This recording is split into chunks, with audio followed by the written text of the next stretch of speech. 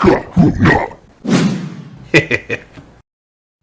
been trying to get my kids into quadcopters, so I got them this. This is just a little tiny one, and I got this one because it has a camera built on the front of it, and it comes with its own little transmitter here. This is not fast, but it is kind of fun.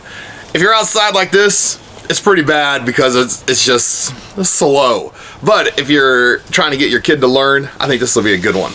This one, like I said, has a little camera there, has a little on-off switch over here, and on this side it has a little SD card. Now this thing has a very weak camera. It's a 0.3 megapixel, so you're not going to get like awesome aerial photography shots with this. But it does record video and it does take pictures. I'll show you some of that here.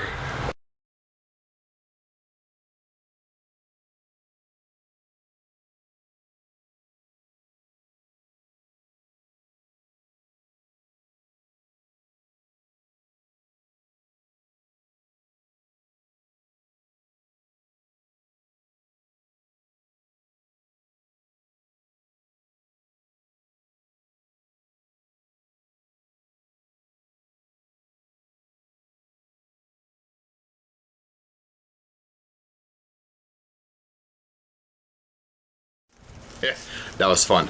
Now when you get this for the first time, you'll need to turn on your transmitter and like this, and you'll get a couple of red lights blinking. Then you take the quadcopter and you flip it to the on switch. Then you have to put this down on the ground so that it gets level and it knows where level is. I'm gonna put it down.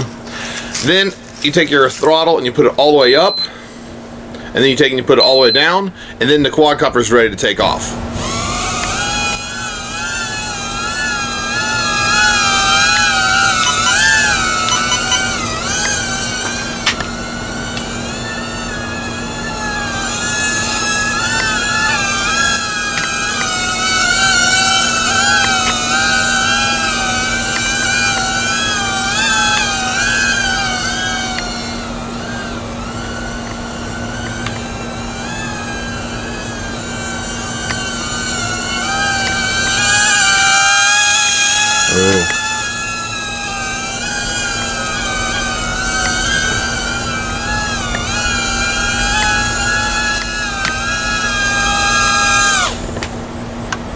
There it is. The first time I took this out flying, it was flying around real well. Now if you want to go to different modes, you have to click this throttle stick over here on the left. You click it and it goes beep beep beep beep beep, and 3 means it's the most advanced and 1 means it's the lowest. And what it does is if you have it in the lowest, it tilts about like this far, and that only lets you go so fast. If you put it in the level 2, it goes a little bit further, and level 3 goes a little bit further yet. And it just allows the quadcopter to go, you know, faster and makes the stick more sensitive. Now the first time I landed with the quotes, landed in the grass pretty rough. Then I took it inside, charged it, brought it out again, and I took off and it immediately goes vroom, it's gone. And I was like, what? Why is it doing that? Went and picked it up, put it back down, tried to take off again, vroom, off to the side it goes again. Well, what happens is there's an accelerometer inside here, and it gets messed up and you have to recalibrate it. At first I thought it was ruined. I was like, first crash, I ruined it. No, I didn't. What you have to do, you take your throttle stick and you get it all bound up like it's going to fly again. Take your throttle stick, move it all the way to the far left like this, and take this one and move it all the way to the far top left. Now you have to do them at the same time, and it will recalibrate the accelerometer inside here. And you'll get a little beep and you'll know it's ready to go, and then you should be able to take off again. It's in the manual, but it took me a while to figure it out and actually read the manual. Anyway, once I did that, it got to where it would go straight up again, turn around just fine, and take off.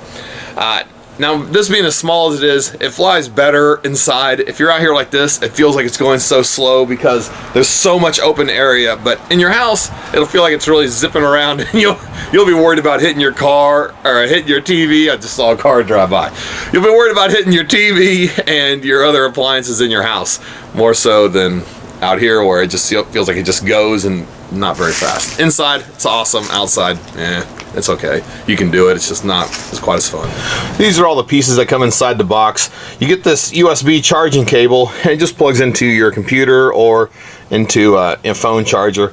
This thing, when I plug it into my computer, it takes about, maybe 8 or 9 minutes to charge, maybe.